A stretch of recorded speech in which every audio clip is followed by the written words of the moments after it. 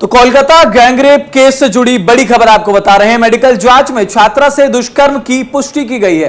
छात्रा के शरीर पर काटने खरोच के निशान मिले हैं। कोलकाता गैंगरेप केस में एक और गिरफ्तारी, पुलिस ने लॉ कॉलेज के गार्ड को अरेस्ट किया है। तो आरोपी को, जितने भी आरोपी अब तक पकड़े गए हैं उनको 1 जुलाई तक के लिए रिमांड पर भेजा गया है। यह अहम जानकारी आपको दे रहे हैं, जहां कल कोलकाता से एक और गैंग रेप की घटना सामने आई और पुलिस ने 3 आरोपियों को गिरफ्तार किया था, लेकिन अब एक और आरोपी की गिरफ्तारी इस मामले पर हो गई है। कॉलेज के गार्ड को गिरफ्तार किया गया है, जिसकी उम्र 55 साल बताई जा रही है। नाम पिनाकी बताया जा रहा है। उनकी गिरफ्तारी हुई है और तमाम जो 3 आरोपी थे उनको 1 जुलाई तक के लिए रिमांड में भेजा गया है। यह अहम जानकारी आपको दे रहे हैं। मेडिकल जांच जब उस छात्रा की हुई है, जो पीड़िता थी, उसकी मेडिकल जांच हुई है। उसके शरीर पर काटने और खरोंचने के निशान पाए गए। रेप की पुष्टि हुई है मेडिकल जांच में। यानी कि जिस तरीके से एक बार फिर से अब तक अगस्त के महीने में जब 2024 में मेडिकल कॉलेज से रेप की घटना सामने आई थी, उस चीज से पूरा बंगाल, पूरा देश अभी उबर नहीं पाया था कि कोलकाता में एक और गैंग रेप की घटना हो जाती है। छात्रा ने तहरीर दी और 3 आरोपी इसमें पकड़े जाते हैं, जिनमें से एक टीएमसी के छात्र संघ का नेता भी बताया जा रहा है। जिस मामले को लेकर अब सियासत भी बढ़ चली है। ये आपको बता रहे हैं कि मेडिकल जांच में छात्रा से दुष्कर्म की पुष्टि हुई है। वहीं दूसरी तरफ छात्रा के शरीर पर खरोंच और काटने के निशान भी मिले हैं। बिल्कुल, तो आगे की जांच पर लगातार सबकी नजर बनी हुई है, क्योंकि तमाम जो बयान है वो भी ऐसे में आ रहे हैं, क्योंकि बहुत जघन्य अपराध है। जिस तरीके से इस अपराध को अंजाम दिया गया, साफ तौर पर ये देखना होगा, क्योंकि सुरक्षा कर्मी जो वहां पर गार्ड थे, उनके गार्ड रूम में ले जाकर के इस अपराध को अंजाम दिया गया और उसके बाद तमाम गिरफ्तारियां हो रही हैं। गार्ड को भी गिरफ्तार किया गया है। तो कहां पर लापरवाही बरती गई, क्यों इस तरीके की घटनाएं हुई हैं, इन सभी पहलुओं पर जांच की जाएगी। क्योंकि जिस तरीके से हम बता रहे हैं, टीएमसी से उनका संबंध है।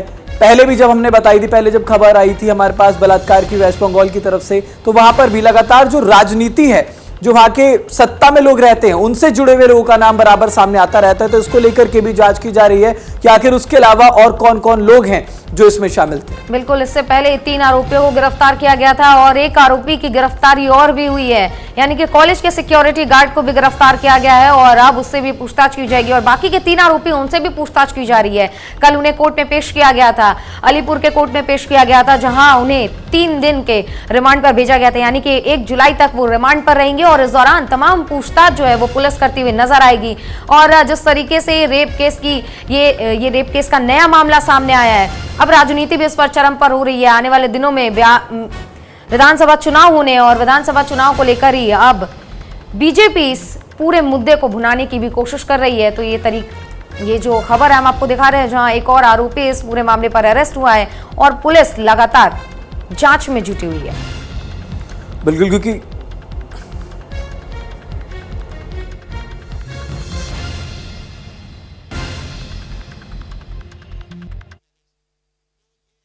इससे हम लोग को कुछ बोलना नहीं है, क्योंकि अरेस्ट होता है और ममता बनर्जी पुलिस मंत्री, हमारे चीफ मिनिस्टर पुलिस मंत्री भी है, उनके हाथ में ही सब पुलिस। लेकिन जो चार्जशीट दिया जाता है वो एकदम लघु धारा में दिया जाता है और आप जब भूल जाएंगे, हम लोग जब भूल जाएंगे ये केस को, तब एकदम लघु धारा देकर उन लोग को फिर रिहाई कर दिया जाएगा, तब हम लोग को याद भी नहीं रहेगा। तो ये ऐसा होता ही चला आ रहा है। ये तो अच्छा है कि आरजीकर केस, अभया का जो घटना हुआ था, मार दिया गया हमारा बहन को, इसमें मारा नहीं है, जीवित है और हम लोग उनके साथ है। आज जो हुआ है राजनीति का नाम में, वो अपना तृणमूल के संपादिका है, सेक्रेटरी। तो ममता बनर्जी अपना पार्टी का महिला को सुरक्षा नहीं दे सकते, वो दूसरा महिला का आप क्या बात करते हैं। कन्याश्री, रूपश्री, जुबश्री देने से एम्पावरमेंट होता है, सुरक्षा होता है। आज कलकत्ता शहर के अंदर एकदम बिजी इलाका में, वन ऑफ द पॉशेस्ट इलाका, वहां कॉलेज में 7:30 से रात का 11 बजे के अंदर लगातार उनको धर्षण किया गया। कहां था कॉलेज का अथॉरिटी, कहां था? ये बहुत शर्म का बात है। कितना दिन हम शर्म का बात है बोले। लास्ट 2024 अगस्त में ये आरजीकर का घटना हुआ था। आज 1 साल हो गया और 1 साल में हम लोग क्या मना रहे हैं? हम लोग आरजीकर केस का और एक आरजीकर वाला केस जैसा ऐसा ही मना रहे हैं। टीएमसी सरकार ने, पश्चिम बंगाल का सरकार ने, उसमें लेडी का मौत हो गया था, इसमें लेडी भगवान के शुक्र से अभी बचे हुए हैं। तो 2011 टू 2025 एक के बाद एक महिला के ऊपर अत्याचार होते हैं। और आप कामदुनी, काकद्वीप, पार्क स्ट्रीट सब देखेंगे, ममता बनर्जी को पूछेंगे, बहुत ही छोटा घटना है, बहुत ही छोटा, इसके साथ कोई अफेयर था, ऐसा कुछ था, ऐसा बोल के बस चले जाते हैं। और इसमें जो रेपिस्ट है वो टीएमसी में होते हैं, तो बस रेपिस्ट को लगता है कि हमारा तो कोई शास्ति नहीं होगा।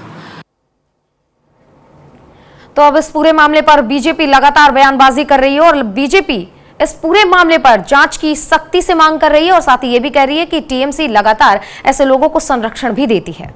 और साथ ही साथ ये भी देखना बेहद महत्वपूर्ण है कि टीएमसी सरकार महिला सुरक्षा को लेकर आगे क्या कदम उठाती है। फिलहाल हमारे साथ इस बुलेटिन में था। आप बने रहे देश दुनिया की तमाम खबरों के लिए सिर्फ न्यूज़ इंडिया पर।